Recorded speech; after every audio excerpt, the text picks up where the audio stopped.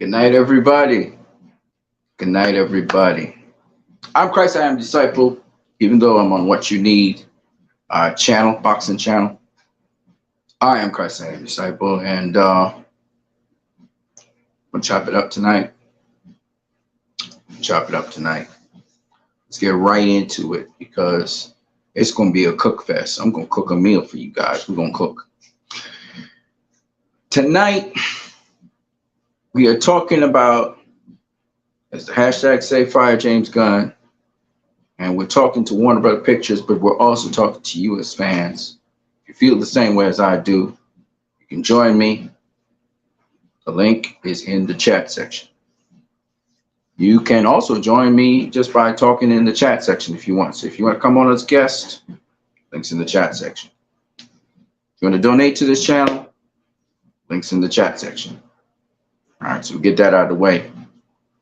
Way how this goes is like this. I always start off with a piece of scripture because the Most High comes first. Then we're going to discuss James Gunn's leadership, how effective it has been, what's the expenditures looking like, etc., cash flow. We'll also look at his directorial success. You know, what has he done? What's his resume look like? We'll also look at his tweets. We'll also look at the directors that he's critiquing, whether it's in their movies or whatever, and their directorial successes. And we're going to just conclude and wrap up everything. We'll also talk about James Gunn's followers, also known as the Gunts. Got some Rebel Moon news to talk about, so we'll talk about that. And we'll also talk about Justice League's value in light of an article that was done by the Hollywood Reporter. I won't go into too much detail on that, but we'll talk about Ben Affleck's Batman for several different reasons. And then we'll talk also about polls, who could replace James Gunn. We kind of did this before, who was best for DC, and whether DC Studios needs to exist. Okay, and that'll be it for the night. So you guys know what the format is. If you feel free to share the link, let other people see this stream. This stream is not because of me. If I could just get myself out of the picture, I would, but nobody's talking certain things, so I'm going to talk about it. And you guys are free to comment, leave your comments. I don't really care if you are a gun fan or you're not a gun fan. It doesn't matter to me. I'm still going to say what I have to say, and I'm not going to sugarcoat it. So let's start off, as we always do, with scripture. The Most High comes first. For me, I'm a Christian. For you, those of you don't know. So I trust and believe in the Most High God. So in everything I do, I give him praise and acknowledgement. I may not execute it properly. I may not even live the most appropriate life. But I try to give all glory to the Most High because he keeps me alive. Okay? So we're going to go into that one time. Looking at the book of Isaiah, and we're going to read through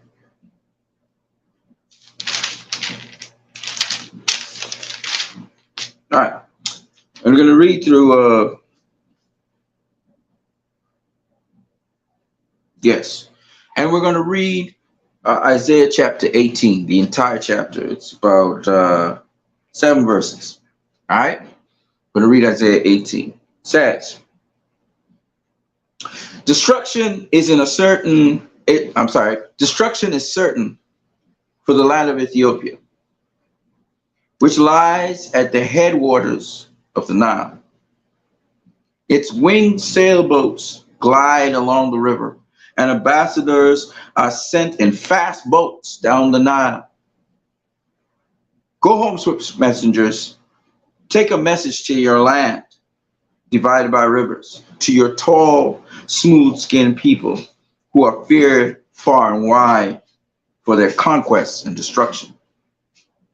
When I raise my battle flag on the mountain, let all the world take notice. For when I blow the trumpet, you will listen. For the Lord has told me this, I will watch quietly in my dwelling place, as quietly as the heat rises in the summer day. or as the dew forms in an autumn morning during the harvest. Even before you begin your attack, while your plans are ripening like grapes, the Lord will cut you off as though with pruning shears. Your mighty army will be left dead in the fields for the mountain birds and wild animals to eat. The vultures will tear at corpses all summer long. The wild animals will gnaw out the bones all through the winter. But the time will come when the Lord Almighty will receive gifts from this land divided by rivers, from this tall, smooth-skinned people who are feared far and wide for their conquest and destruction.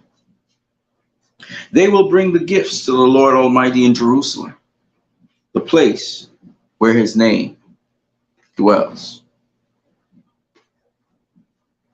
I could break it down, but you hear what it is. God is speaking to the powerful. He's speaking to the people who conquer. He's speaking to the people who are on high, the people who sometimes we have to appeal to because they have the power to do what they want to do. And he's saying, the time has come where I am going to unleash my power on you and judge you. Because you have so much power, you feel you're not accountable to anyone. You're conquering everything.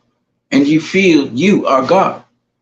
You feel that you can do whatever you want. And he said, you know what? In the middle of your plans, while they're ripening, while you think you got the best setup, you got the best scheme going, I'll come down on you and destroy you. And the birds of the air and the animals of the ground will eat your flesh all through a season. And they'll eat your bones all through the next season. Ain't gonna have nothing left of you. And yet,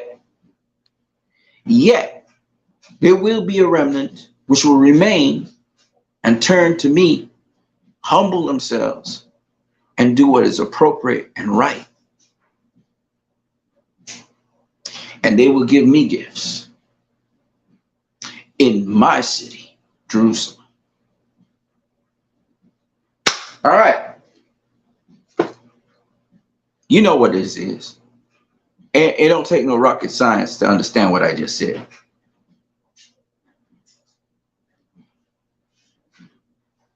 We're going to go into James Gunn's leadership. I got some numbers. I got some figures. We're going to break it down like that. That's what we're going to do.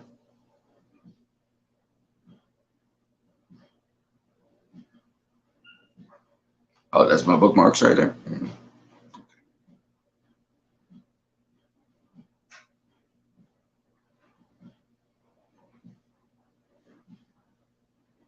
What don't need to be said don't need to be said. You know what they say? They always say that.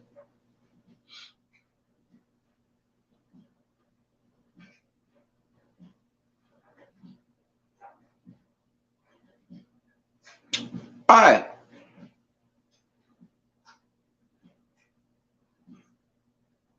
I'm going to give you guys some numbers here, you know, to break down what's going on with James Gunn. So James Gunn came to the DCU in 2021 or 2020, right? And he did a movie called The Suicide Squad. And that movie flopped. It cost the studio over $100 million. You know, having assessed the 4 DC movies that he has overseen, he became leader during the release of Black Adam. He was announced as the leader of the DCEU. Here are some figures and some things for you to know. James Gunn DCU has had 5 straight flops. 5 straight flops since he's come on board the DCEU. Starts with his movie, it flopped there, and then it flopped with Black Adam, where he was in charge of DC at the time, DC Studios. And then it continued with Shazam, Fury of the Gods, The Flash movie, and now it is also flopping with Blue Beetle. Give you guys a little bit of information that you might want to know. On the 25th of October 2022, while Black Adam was showing in theaters, filmmakers James Gunn and Peter Safran were co-CEOs of DC Studios, in charge of the future of Warner Bros. Discovery's slate of live action and animated superhero cinema, TV, and streaming. James Gunn was to handle the creative development side of DC, while Peter Safran was to focus on the financial side of DC. As I said before, James Gunn's The Suicide Squad flopped at the box office. They made excuses about it. Black Adam then flopped right after. It was the only DCEU movie actually to break $300 million. No other DCEU movie has done so since Shazam. And then Shazam Fury of the Gods came, that was a flop. Then you had the Flash movie, which was a flop. And then you had Blue Beetle, the most recent flop of the DCEU. This is all under Mr. James Gunn's leadership, from Black Adam to Blue Beetle. Here are some more figures for you so that you understand what is going on. The DCEU has had 8 straight flops. DCU, and it has cost Warner Brothers Pictures over $1.4 billion. James Gunn's DCU has 5 straight flops, costing Warner Brothers $1.2 billion. And not only that, but his co-CEO, which is Mr. Peter Safran, produced 3 of those 5 flops. Particularly, The Suicide Squad was a Peter Safran production, as well as Shazam, Fury of the Gods, and Blue Beetle, his most recent flop. So to tell me that James Gunn is deliberately letting these movies flop, absolutely, he's not trying to do that. He wants those movies to succeed because the guy who funds him, the producer, the guy that produces his movies, is producing these movies. So he wants the producer, the guy who produces the movies, to make money. Okay, so he's been trying very hard to get the movies to succeed. He's even been making adjustments to these movies, and I have some data here that supports that. Let me see if I can find it. Hold on a second. So, Mr. James Gunn. Here we are. Mr. James Gunn. Okay.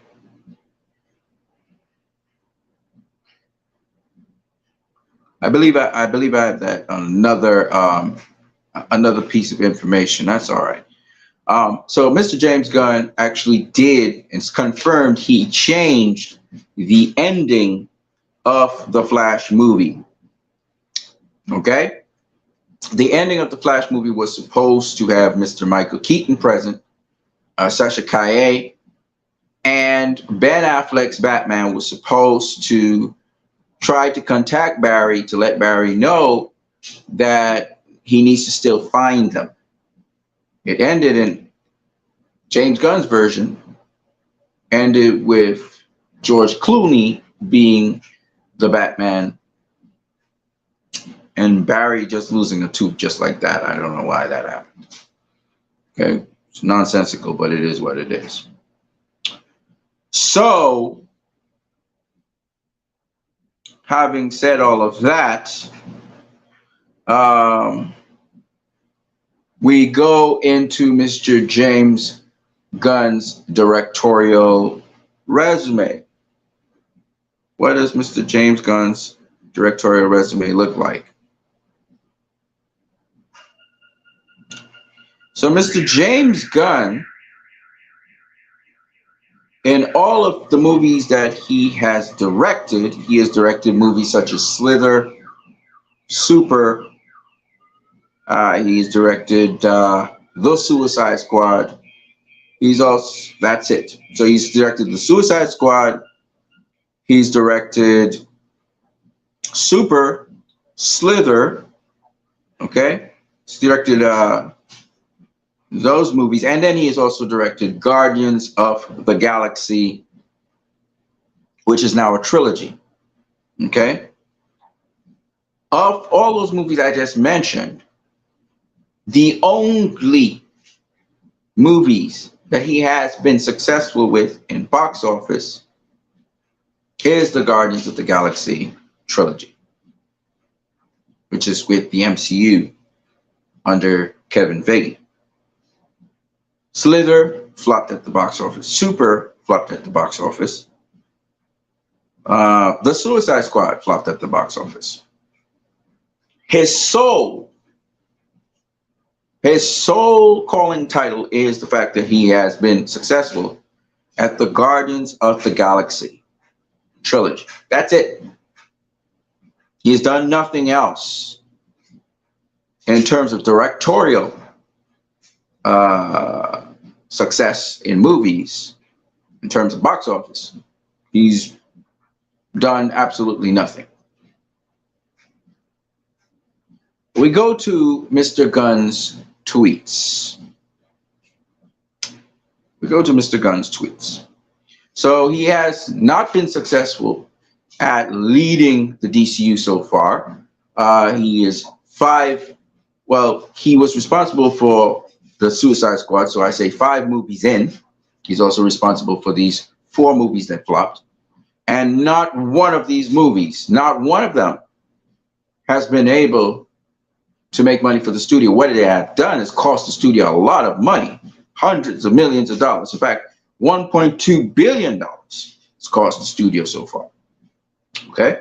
Now, mind you, Mr. James Gunn has been putting his input into each of the movies and sending notes to the different directors. Right now, Mr. James Wan is having quite a hellish time with his movie Aquaman because it's so changed from what it was. 3 different administrations, 3 different sets of leadership have been there with Warner Bros. And Mr. James Gunn has had to change that. Mr. James Wan, he's ended up in critical condition in the hospital because of this. This guy is going through a lot, and Jason Momoa is going through a lot, and it's not fair. It's wrong what they're doing in the studios. So we'll see what happens. They want to put off the movie till next year. Mr. James Wan just wants to cut ties with this movie and just wipe his hands from it because it's nothing like what he envisioned he would be doing with it. So the director's not happy with the movie, and if the director's not happy with the movie, your movie's going to shit. So that may be flop number 5, flop number 6. Mr. James Wan under his leadership.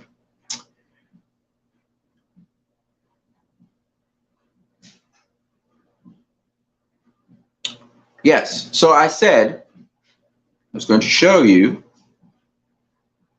other directors. I'm sorry, Mr. James Gunn's tweets. I forgot what I was doing. Right. Well. First of all, Mr. Gunn, Mr. Messer Gunn, Sire Gunn, Mr. James Gunn said of the Flash movie, The Flash is one of the greatest superhero movies ever made. Of course, this movie flopped. Of course, he had an input into the movie, and it's flopped, really flopped. Now, there are people who actually agree with Mr. James Gunn.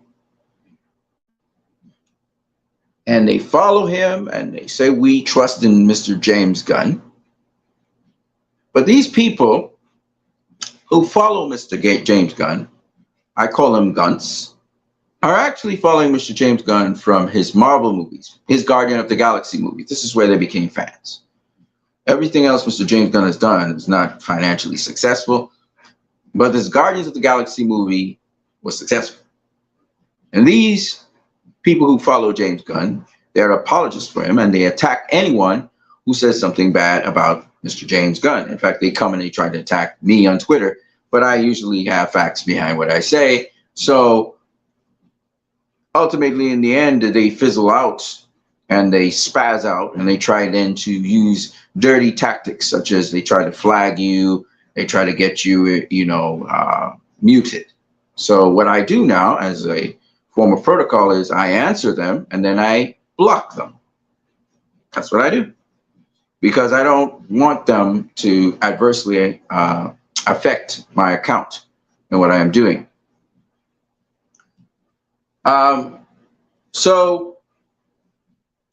Mr. James Gunn has these followers online. Now, these followers are, some of them are Marvel fans. Some people call them real DC fans, but they're Marvel fans who like the CW. And then there are executives who create burner accounts and literally move around to support Mr. James Gunn from Warner Brothers. And then we also have electronic bots that they send out, and you can tell it's a computer and you can tell it's AI because the statements that are made are just ridiculous. And when you think about how ridiculous that statement is, they say a human doesn't do that. That's a bot. They also can't really argue. They just keep on saying the same thing over and over. And then on top of that, not only does he have execs, but the people who hate Zack Snyder, we call them the Snyder antis, they also side with anybody who is anything that, once it's not Zack Snyder, okay? Now these people, all that I just said there, these followers of Gunn and all these people, are the minority. He has a certain amount of followers on Twitter. He probably has about 20,000, 30,000 followers on Twitter who move around actively doing what they do. But really and truly, these people, we know now, as a matter of fact, do not affect the box office. They don't make these movies make a profit. They max out. They talk about Blue Beetle Battalion. They're pushing hard to get the DC that they want. But we know that these people are Jeff Johns, and we know it's Walter Amada, it's all the old execs, the old arm. They're trying to fight as much as they can to establish their way, even though they've been fired. And you know, they're seemingly out of Warner Brothers. They're there. And these are industry people, industry insiders, people who are paid to promote Warner Brothers' desire to have these theme park rides where I don't have to put in too much energy. I don't have to put in too much thought. Just follow a formula and it works. You know, that's what they want to do. They want to try and copy Marvel. So they're using every single resource they know to get that outcome. But not everybody in Warner Bros. Is like that. Okay. So we'll cover that as well. Now, in James Gunn's tweets, he talked about The Flash being the greatest superhero movie ever. He said Blue Beetle is a good movie. He said Blue Beetle will be. He said The Flash was supposed to reboot the DCEU. He changed his mind on that. And then he said Blue Beetle was supposed to be the first DCU character that would be used in the new DCU. I don't know if he's still holding fast to that or not. After the movie has direly crashed. I mean, it's flopping hard, which means I didn't include Blue Beetle in that $1.2 billion loss. So you're going to have to pile on some more money on top of that.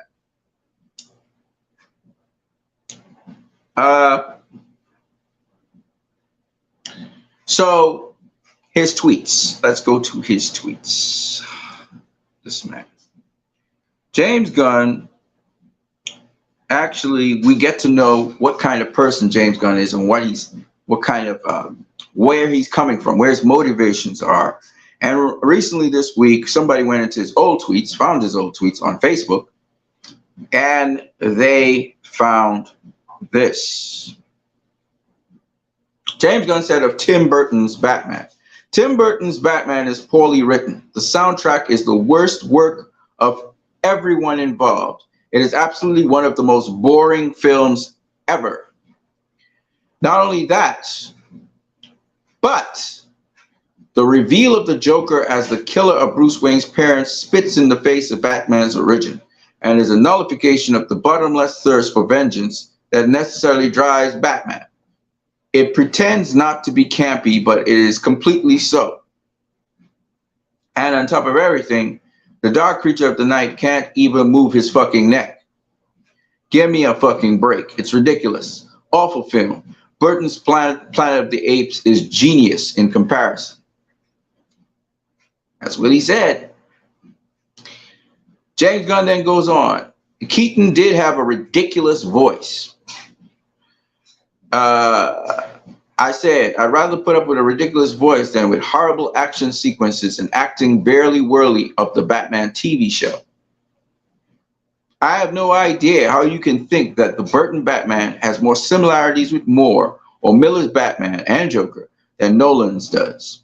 And listen, I have problems with both Nolan films. I don't think either one is classic. I don't even really think Batman Begins is good, but they're far superior to the first Batman. None of your defenses get by the fact that despite being the first cinematic dark take on Batman, so what? Stallone's Judge Dredd was the first dark take on Judges. The movie is awful. So that was Mr. James Gunn, now co-CEO of DC Studios, commenting on Tim Burton's Batman. Of course, there's more.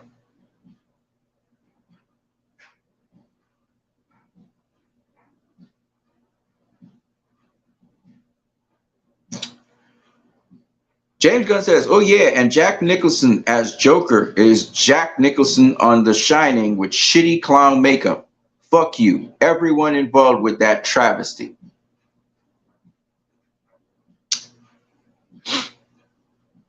Yeah. Not done. I'm not finished. There's more.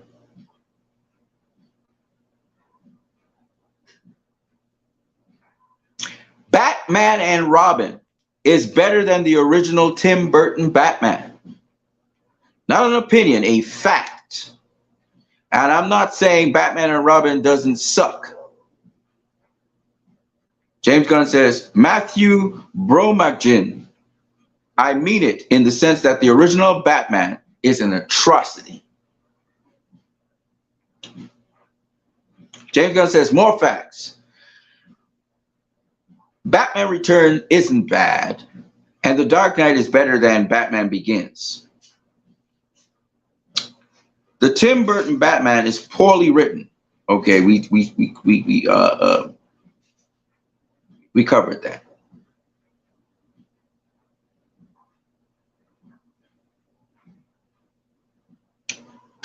James Gunn says, I think Batman Returns is messy, but a much more fun and better film. Fun. Now, to me, this guy is sounding very much like the critics that bashed Batman v Superman. He's sounding very much like how a Marvel person would think. Going on.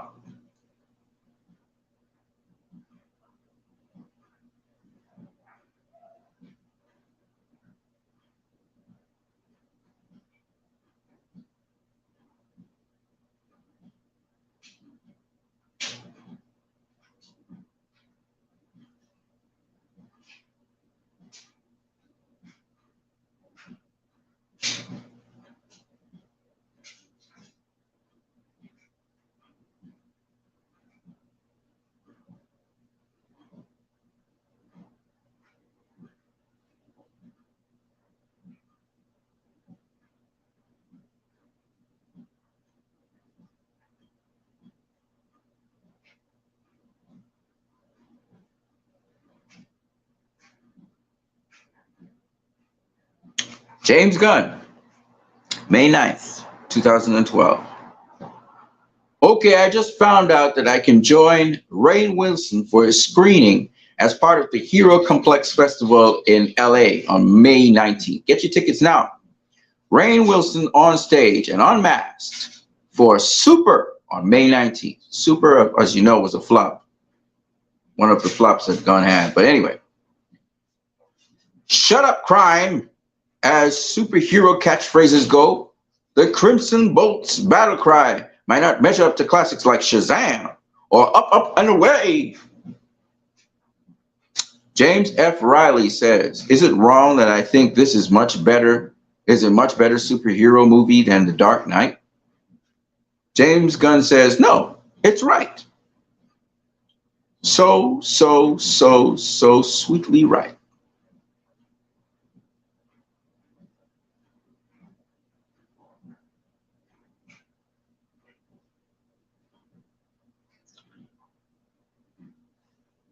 This is the guy, Warner Brothers Discovery, Mr. David Zaslav and Mr. Alan Horn picked to run DC.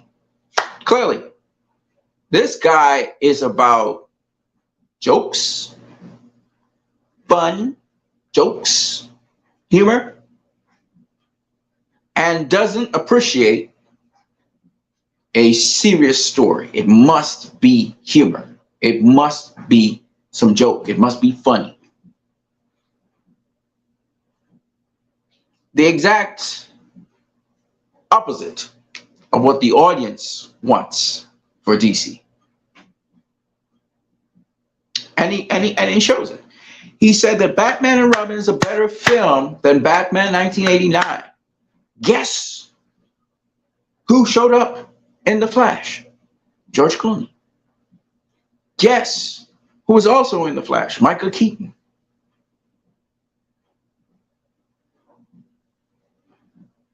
I mean, what are these executives at Warner Brothers Discovery thinking? This is the question. What are they thinking?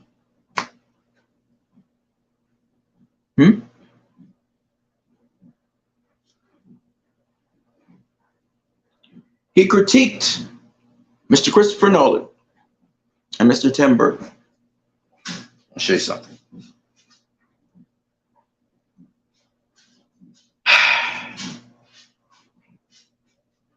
I told you I'm going to cook. I'm cooking slow, though. It's a slow cook. Let's start with Mr. Tim Burton.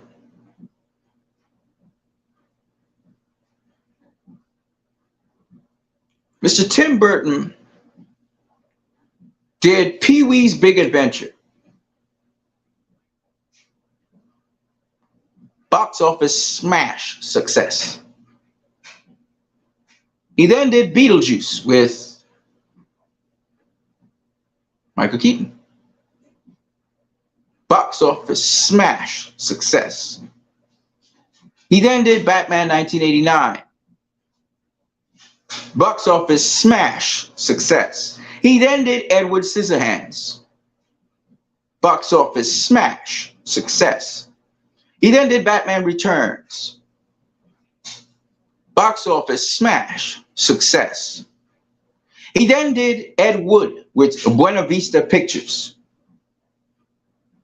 And that was his first flop. He then did Mars Attacks with Warner Brothers. Box office, no, actually it was a box office flop as well. He then did Sleepy Hollow with Paramount Pictures. Box office smash success. He then did Planet of the Apes. He's the first guy to introduce the Planet of the Apes film. Box office smash success. He then did Big Fish with Sony. Box office smash success. I want you to understand. No, actually, that wasn't a smash success. That actually was a flop. He did Charlie and the Chocolate Factory. Box office smash success. He did Corpse's Bride. I don't think he succeeded with that one either. Oh, yeah. He didn't succeed with that one. That's a flop. Sweeney Todd, The Barber, something Feet. Box office smash success. He did Alice in Wonderland, huge success, $1 billion movie, box office smash, success. He did Dark Shadows with Warner Brothers, and that flopped. He did Frank and Weenie. Look how much movies this man made. Okay, Gunn has made like what, 6 or 7 movies, of which 3 of them are the trilogy, and he only has his calling card is Guardians of the Galaxy. He's done nothing. He's done no other successes. Okay, see how many successes Tim Burton has. Okay, then. Box office smash, success. He did Miss Peregrine's Home for the Peculiar Children, box office smash, success. He did Dumbo the Elephant, box office smash, success. He did Beetlejuice. Oh, he's going to do Beetlejuice 2. This man has been having way more success than he's had failures. The man is known for doing weird sort of takes, gothic takes, kind of darkish takes on things, right? And he just has success after success. The man's won awards. Okay. The man, Beetlejuice was an Academy Award nomination and won an Academy Award. Beetlejuice. Batman 1989 was nominated and won an Academy Award. Okay. Edward Scissorhands was nominated. Batman Returns was nominated. Ed Wood, even though it wasn't a box office success, it was nominated for 2 Academy Awards and won 2 Academy Awards. Sleepy Hollow, 3 nominations, 1 Academy Award. Big Fish had 1 nomination. Charlie and the Chocolate Factory, 1 nomination. Corpse Bride, 1 nomination. Sweeney Todd and the Demon Barber of Fleet Street, 3 nominations, 1 Academy Award in 2007. Alice in Wonderland, 3 nominations, 2 Academy Awards. Frank Weenie, 1 nomination. Okay? This guy is a world acclaimed director. What he does very, very well. To this day, I don't know about Mr. James Gunn, but if you do a survey, the 3 best Batman in the Batman catalog are, in any particular order, Christian Bale, Michael Keaton, and Ben Affleck. Okay, those are the guys. If you do any kind of poll, those are the top 3 Batmen.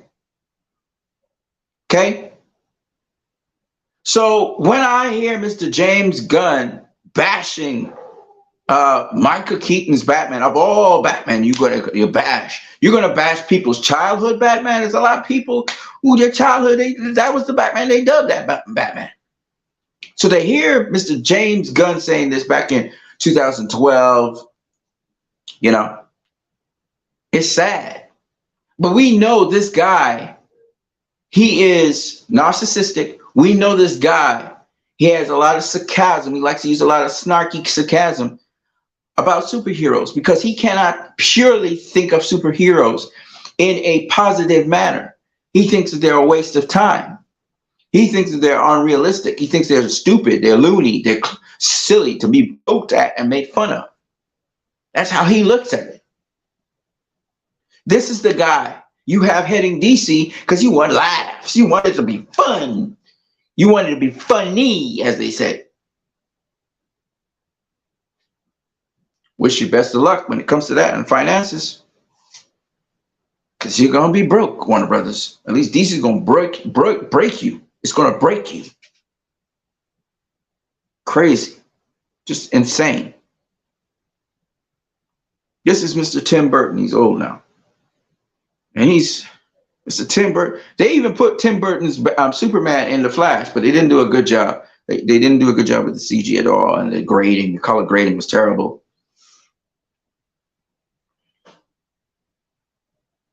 Okay.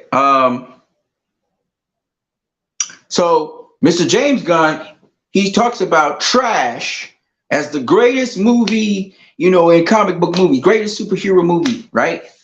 Trash. But he's going to look at quality, To this day, when you go back and you watch Batman 1989, you see quality in there. It's a quality movie. He's going to look at Batman 1989, and what does he say? He said Batman 1989 is garbage. It's an awful movie. This dude, that's Mr. Tim Burton anyway. Way more successful than this dude. This dude got one calling card, which is Guardians of the Galaxy. That's it. He ain't got nothing else. Then he has the audacity to talk about Batman Begins. And they're not classics. Hey. Let's talk about Mr. Christopher Nolan. Memento, 2000. Mr. Christopher Nolan, box office, blockbuster. Memento. Insomnia, 2002. Blockbuster. Batman Begins, 2005. Nominated for an Academy Award.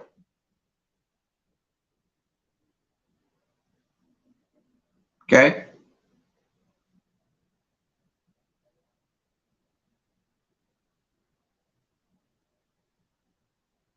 Some people argue Batman Begins is a better movie than The Dark Knight.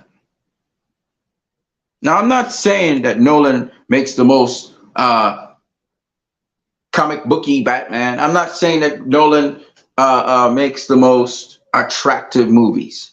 But one thing about Christopher Nolan, from the concepts to the details, Mr. Christopher Nolan puts out quality work. Quality work. 2006, The Prestige, blockbuster. Actually, no, it fell short.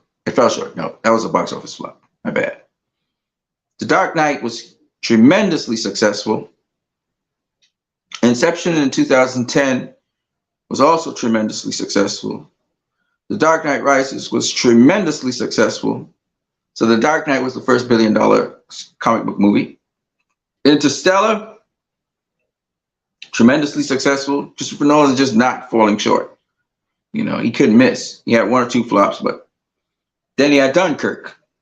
Dunkirk would have been even more successful.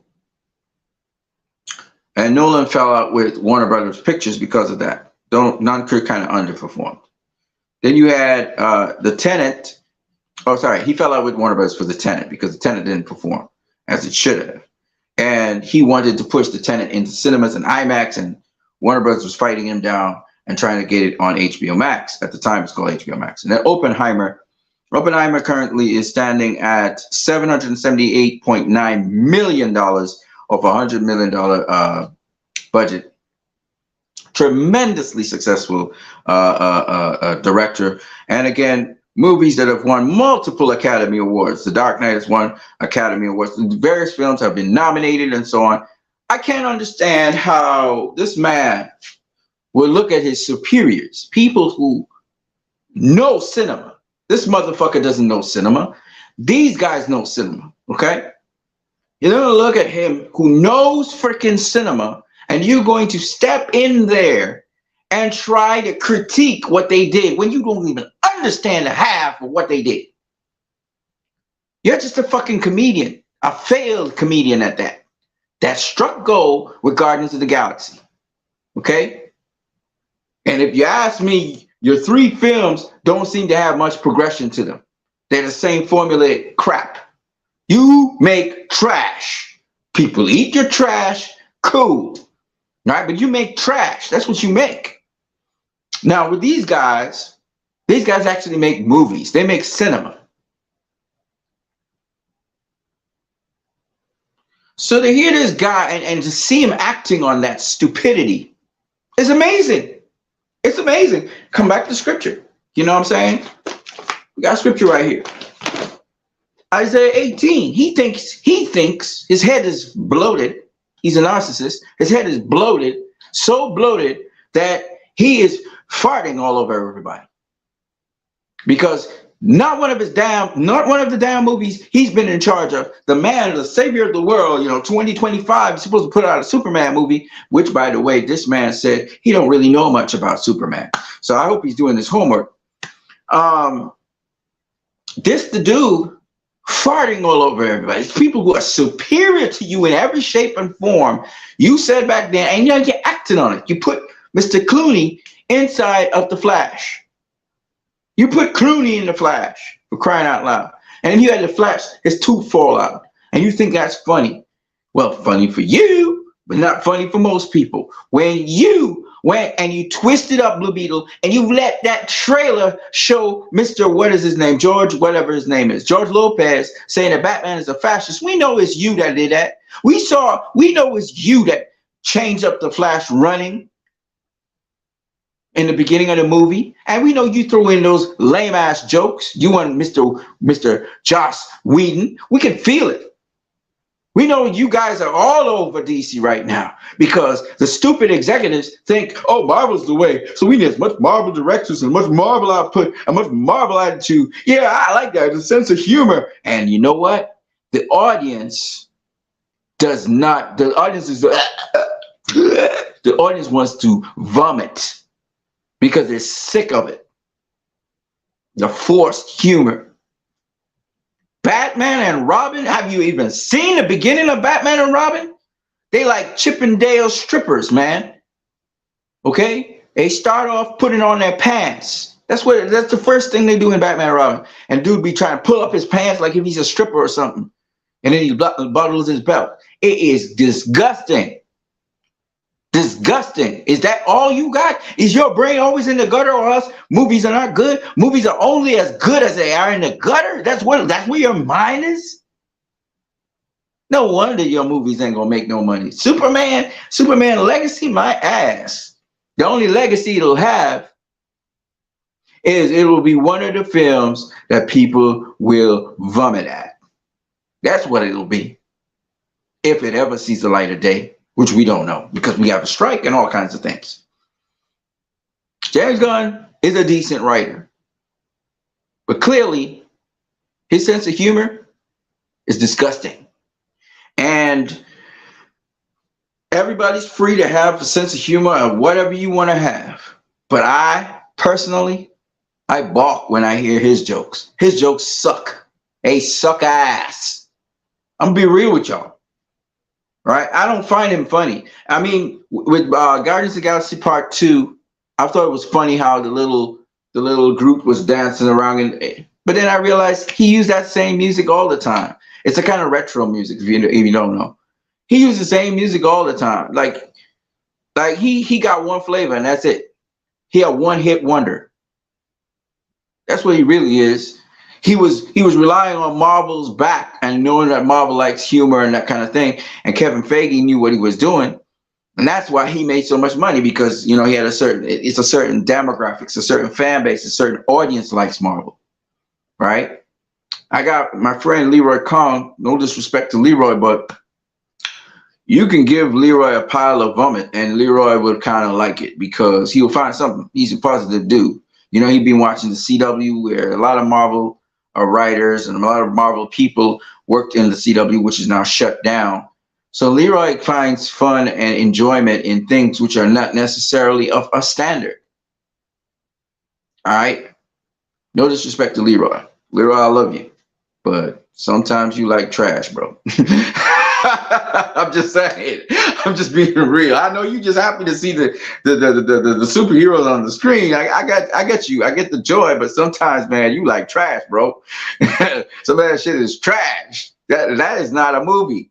Like, I don't know why it is that in today's world, people don't know what cinema is anymore. People don't understand that, to put something on a big screen, to put something really huge. I guess people don't understand the concept of cinema to start with. Like the biggest possible thing, it has to be big, it has to be large, it has to be something, because the bigger it is, the more impact it should have on the viewer.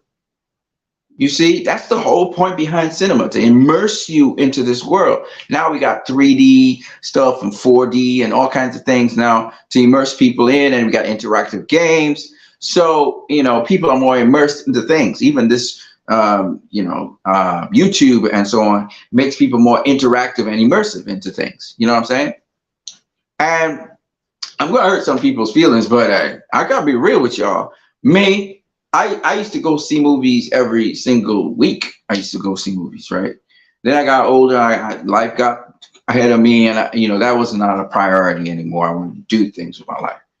And what got me back into movies was Man of Steel, and because it actually had something to say and something I could resonate with. And I'm just saying, I'm a guy. I don't waste time. I tell people as it is. So if I find a movie's just not worth my time, and most adult people are like that, sometimes they go to humor their children, they go to the cinema with their kids to try to see things from a different perspective. Hopefully the movie speaks to them. If it don't speak to them, they're just there with their kids, right? But you got to understand something, man. I'm not saying you need to make movies exclusively for adults. Kids do need entertainment too, but kids don't care. Kids will enjoy anything because they don't have any life experiences like that. They on the internet, or they on the the thing, and that's about it. So with kids, they enjoy a lot of things. So if you're making movies for kids, it could be a rated R movie, whatever. Kids will watch it. They'll watch anything. That's the thing with kids. They will watch anything. And some things can stretch their minds and make them kind of grow up and get a huge impact on them. And it might be rated R. It just, you got the parents there for parental guidance and stuff like that, maybe even edited on TV or whatever. You got to understand something. If you're trying to make movies strictly for kids, and if you think comic book movies, like I said, this is a big misunderstanding. If you think that comic book movies are exclusively made for children, or comics are exclusively made for kids, you got another thing coming, man. The reason why The Dark Knight was so successful is because it was not made for kids. It was made for adults. Okay? But kids will like it. And kids will be able to get informed. And with a good parental guidance, these kids can go watch the movie too. And they can have a discussion with the parents on life. But we got Marvel. We got the Marvel Cinematic Universe where kids could go watch those movies. All right, we don't need a repeat of that. But if the studio wants to go ahead and do that, they can go ahead and do that. Whatever success they get, so be it. But at the end of the day, don't take away from the adults things that are also for them. You can't just be focusing on kids. You ain't gonna get nobody in the cinema, because guess what? They got to come with adults. It's adults that pay for tickets. It's adults that have to give the kids, even if they're 16, 17, 18, got to get them money.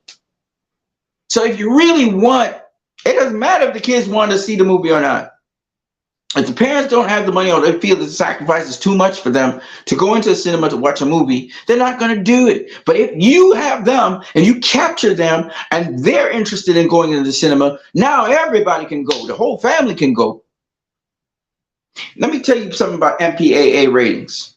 And again, we know how the system works in Hollywood, okay? But I'm gonna be real with y'all, because there's something I need to talk about. Sound of Freedom. Hollywood is trying to clamp down on that movie, right? They may think it's a right-wing movie or whatever. They want to try and play, but the truth be told, it's exposing Hollywood. And it's exposing the dirtiness of Hollywood. Zack Snyder did the same thing, and the Public Enemy's #1 with him because of that. And my boy, what's his name? Shit, I forgot his name now. See, Mel Gibson. Mel Gibson is strong, and he's standing on his morals and his principles. And I salute Mel Gibson, and I salute the director of this movie, because it's based on a true story. And I'm gonna say this: I don't care if y'all think it's right wing or not, or you try to make it, politicize it. Truth be told, this is a real issue, and trafficking is a real issue in the world. It's not just children. They traffic women, they traffic people, The modern slave trade is still going on. The sex trade is still going on. Okay? And it's wrong. And so this movie brings alert to it, and it touches Hollywood. Guess what? Hollywood ain't the only place it touches. It touches politics. There are big politicians involved in this. It touches every aspect of life. So the rich and wealthy, they do this all the time. They exploit people. So let's be real here, right? We're not playing games out here. So why is it Hollywood wants to behave this way, like hypocrites? No.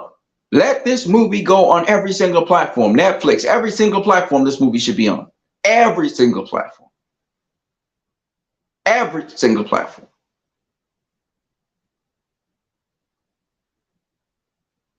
Okay? That's the truth. And whether some people are getting singled out or not because of it, too bad. It needs to go out there. Talked about the guns already. So I want to talk a little bit about Rebel Moon, man. Rebel Moon's been doing its thing. This movie is interesting. As I learn more and more about it, and I think that it's a blessing to be able to be in a time like this. Rebel Moon's going to be talking about and pointing to different cultures that are parallel on Earth. And it's going to be a discussion. It's kind of like, to me, they say this will be more like Star Wars. I think this will be more like Star Trek. I think this is going to be more like Star Trek, but a much more violent version of Star Trek. I think that's more what I think Rebel Moon. I think when I see it, I think it's going to be more like that. But we'll see. I don't know. I'm really excited about Rebel Moon now. My hype is real. I'm not one of those guys who just look at the pretty colors and say, "Oh, look at the pretty colors." I'm not one of them dudes. I'm hyped off a story, content, because I know Zack got story. I know he got content. That's the thing about Zack Snyder. You gotta take triple takes, double takes, triple. That's what makes me interested in Zack Snyder's movies. Not just intellectually, but also spiritually speaking. The dude be covering some stuff. I was thinking about that, but I might just eat some food tonight. Okay. Yeah. So I'm looking forward to Rebel Moon. Little details keep on coming out, and it makes me very interested to see it. Hype for it to be in IMAX. I hope that Netflix can hook up an IMAX session with us. I know Zack Snyder said something about theaters or something, but this is not a movie to be limited release. This needs to be in the biggest possible screen. I'm going to keep on emphasizing that. I'm not going to change my opinion. This is a movie that needs to be on the biggest possible screen, and they need to keep it in cinemas for as long as possible. I don't know what Netflix is doing. I don't know what their plans are, but I truly hope. Now, Zack Snyder's talking about the extra hour in the director's cut of Rebel Moon. My thing is this, man. We shouldn't have a director's cut, Zack Snyder. We should just have whatever it is that you bring in forward. You know what I mean? I know you like sometimes having extra stuff so that can sell the DVDs or whatever after. But man, we want to see more. Give us everything, man. As a fan, I'm gonna always say that. He can do whatever he wants. I don't mind. I just hope that the Rebel Moon that comes out is good. That's all I care about. And I know I'm a believer in Zack Snyder's stuff. I love his stuff, all his stuff that he's done so far. So the 300 wasn't my best movie, but I got and Rise of the Empire. I think he started going deeper from Owls of Ga'Hoole, Sucker Punch, Watchmen. You know what I'm saying? But looking forward to it. Which leads me to Zack Snyder's Justice League. Oh man. So there was a Hollywood Reporter article that said something to the effect of this. Let me see if I can find it.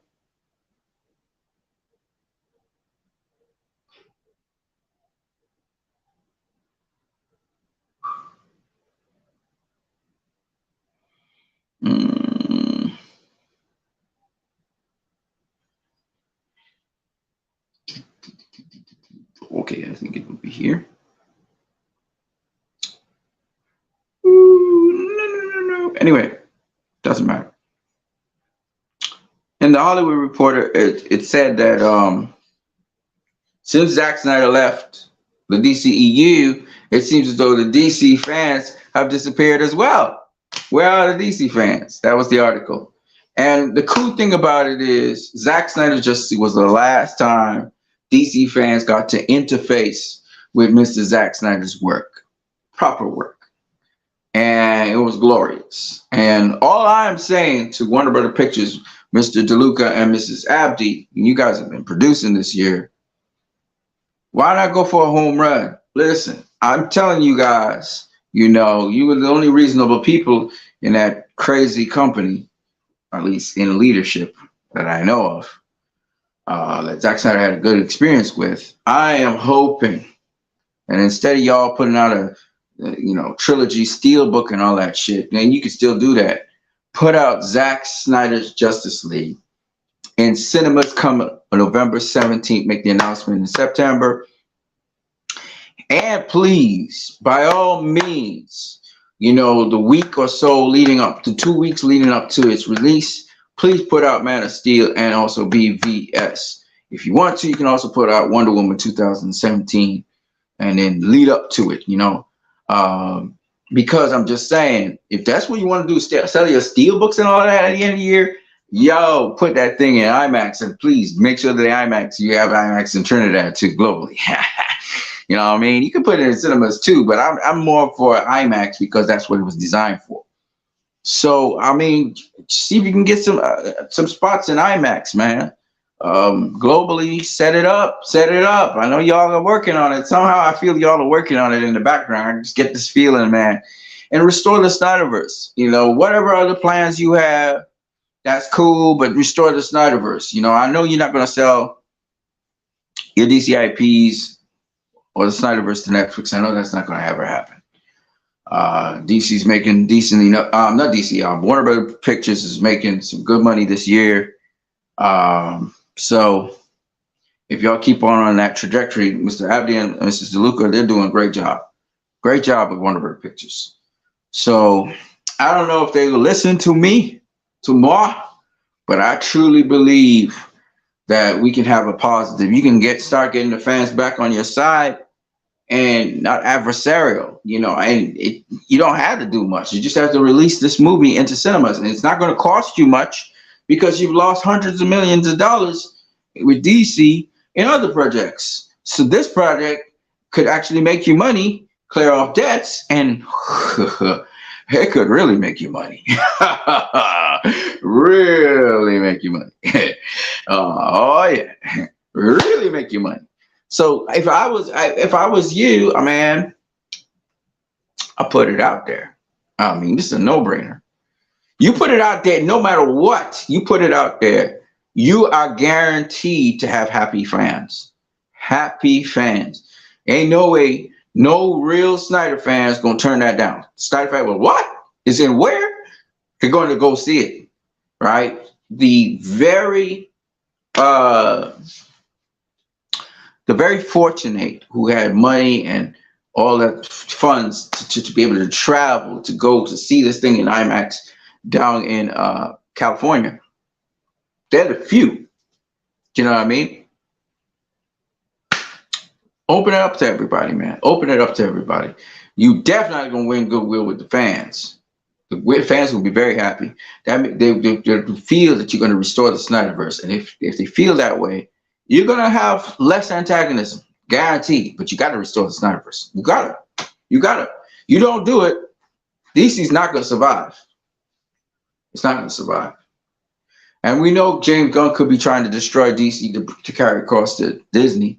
Disney not gonna survive because Disney right now they're struggling with the MCU. They're struggling with the Star Wars IPs. They're struggling. So the last thing they need is DC to struggle more. Then that's not in their mind right now, right? Y'all need to stop trying to be woke. Y'all need to stop trying to be on message about some agenda. Y'all need to stop trying to force directors. Kathy Yang's been suffering. She ain't saying nothing, but I know Patty Jenkins, same thing. She didn't say nothing, but it was bad experience with Wonder Woman 84. I know that. She's a great director. I know that was not what she wanted. She was just trying to wrap it up and get some moving. You know, James Wan's been suffering. You know, Andy Muschietti, he got the worst of it, man. It's pure hell. I don't know why this brother even took that job. You know, executives butt out of directors' visions so they can have a singular vision, please. I prefer if a director fall on their own sword than y'all just be sending fucking notes to them and just screwing up everything. You know what I mean? You got a good picture and then y'all feel, oh, we need to add this. No, don't add nothing. You're not a creative. Just stay out of it. Fund them and leave the shit alone. My God. Keep your hands off the people's work. Okay? So that's all I got to say. I'm going to catch you guys later. I am Christ, I am disciple. It's so frustrating sometimes going through this, but when you all guys see the video, it's an hour long. I hope you guys have a blessed night. But yeah, James Gunn need to go. He need to go. His decision making is poor. You know, he's got so many strikes against him. Fire Henry Cavill. You know, Ben Affleck ushered out in the worst possible way. Gal Gadot has no future with Wonder Woman in this universe. Jason Momoa has been clowned. I guess Gunn Maria wanted that ending as well. I don't know. It's just terrible. It's just terrible how this thing is coming together. And these movies, the thing about it is, if with some tweaking and some work, these movies could actually have made great box office. And then if the Snyderverse was still there, they'd have made major box office, even with the humor. It's what it is. I'm going to catch you guys later. I am Christ, I am disciple on What You Need, Stanley. God bless you all. Have a good night.